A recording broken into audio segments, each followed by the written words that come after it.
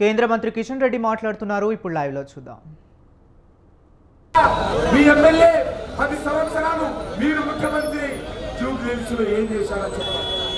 Drainage సమస్య పరిష్కారం చేశారా? రోడ్ల సమస్య పరిష్కారం చేశారా? వీధి లైట్ల పరిష్కారం చేశారా? మంచినీటి సమస్య పరిష్కారం చేశారా?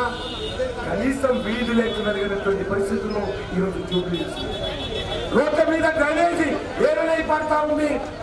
మరి ఈరోజు కేటీఆర్ చెప్పాలి, ఏం చెప్పాలి? మీరు అధికారం ఉన్నప్పుడు హైదరాబాద్ డెవలప్మెంట్ అయిపోయింది, ఈ సింగపూర్ అయిపోయింది, వాషింగ్టన్ DC అయింది, అనేక రకాల మాట్లాడారు. నేను ఈరోజు కేసీఆర్ అడుగుతా ఉన్నాను, ఎక్కడ పోయింది నీ వాషింగ్టన్, ఎక్కడ పోయింది నీ ఇస్తాంబుల్, ఎక్కడ పోయింది నీ సింగపూర్? నా జూబ్లీహిల్స్ ఏకంగా డ్రైనేజ్ తో రోడ్లు లేకుండా ప్రజలు అష్ట కష్టాలు పడుతున్నారు. మిస్టర్ కేసీఆర్, దమ్ము ధైర్యం ఉంటే మా యొక్క బోడబండకు వచ్చి 2 కిలోమీటర్లు పాదయాత్ర చేయండి. మోకాలి కేసీఆర్ ని సవాల్ చేస్తా ఉన్నాను, 2 కిలోమీటర్లు పాదయాత్ర చేయి. మీ ఇంటర్నేషనల్ సిటీ ఏందో, మీ సింగపూర్ ఏందో, హైదరాబాద్ డెవలప్మెంట్ ఏందో అర్థం. హైటెక్ సిటీలో రోడ్ వేసి రోడ్ల మీద రంగురంగుల కలర్లు పూసి ఇది ఇంటర్నేషనల్ సిటీ అని చెప్తా ఉన్నారు. హైదరాబాద్ అంటే హైటెక్ సిటీ కాదు, హైదరాబాద్ అంటే బోడబండ, హైదరాబాద్ అంటే ఎర్రగడ్డ, హైదరాబాద్ అంటే సనత్ నగరు, హైదరాబాద్ అంటే అమీర్పేట, హైదరాబాద్ అంటే రేవంత్ నగరు, హైదరాబాద్ అంటే షేక్పేట, హైదరాబాద్ అంటే అంబర్పేట, హైదరాబాద్ అంటే ఓల్డ్ సిటీ, హైదరాబాద్ అంటే మదక్పేట. ఒక హైటెక్ సిటీతో హైదరాబాద్ కాదు. మిస్టర్ కేసీఆర్, మీరు జూబ్లీహిల్స్ లో ఈ రకంగా ప్రజలను కాల్చుకని మీరు అధికారం ఉన్నప్పుడు, మీరు ఇక్కడ గెలిచినప్పుడు రౌడీజంతో గూడాయిజంతో మజ్లిస్ పార్టీని పెంచి పోషించి ఇక్కడ జూబ్లీహిల్స్ ప్రజల గొంతు నిలిపి పెట్టినటువంటి పార్టీ టీఆర్ఎస్ పార్టీ.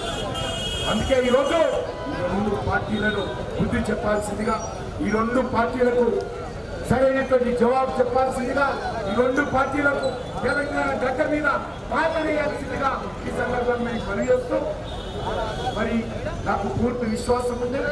3 అభ్యర్థులు,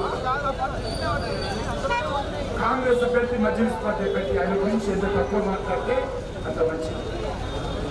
టీఆర్ఎస్ అభ్యర్థి ఆమెకేమీ తెలియదు, ఆమె గురించి కూడా మాట్లాడుకోవడం చాలా మంచిది.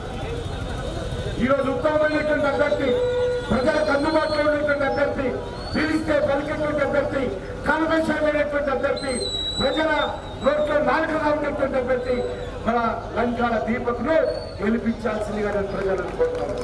నేను పూర్తి విశ్వాసం ఇస్తా ఉన్నాను. ఎల్లప్పుడూ అందుబాటులో ఉంటాడు, ప్రజల కోసం తిరుగుతాడు, పార్టీ కోసం తిరుగుతాడు, ప్రజల కష్టాలలో ఉంటాడు. అలాంటి అభ్యర్థిని గెలిపించాల్సిందిగా కోరుతాను. ఈరోజు మనం చూస్తున్నాం, రానున్న రోజుల్లో ఏదో రకంగా ఈ 2 పార్టీలు, కాంగ్రెస్ పార్టీ, బీఆర్ఎస్ పార్టీ ఏకమయ్యేటువంటి పార్టీలు, ఈ 2 పార్టీలు కలిసేటువంటి పార్టీలే. ఈరోజు కాంగ్రెస్ ముఖ్యమంత్రి అంటాడు బీజేపీ గురించి. అయ్యా రేవంత్ రెడ్డి, కొత్తగా ఏదో కాంగ్రెస్ పార్టీ, కాంగ్రెస్ చరిత్ర నీకు తెలియదు.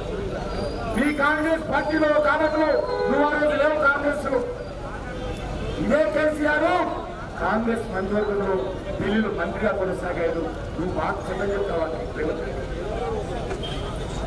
మీ మంత్రివర్గంలో, రేవంత్ రెడ్డి మీ మంత్రివర్గంలో, మన్మోహన్ సింగ్ గారి మంత్రివర్గంలో ఇదే కేసీఆర్ కాంగ్రెస్ ప్రభుత్వంలో ఉన్నాడు. ఇదే హరీష్ రావు ఇక్కడ హైదరాబాద్ లో కాంగ్రెస్ ప్రభుత్వంలో మంత్రిగా కొనసాగాడు. మీ పార్టీ పుత్రులు పెట్టుకుంటారు. మీరిద్దరు కూడా తోడదొరకరు. ఏ ఎమ్మెల్యే ఎక్కడ ఉంటాడో తెలియదు. ఈరోజు జూబ్లీహిల్స్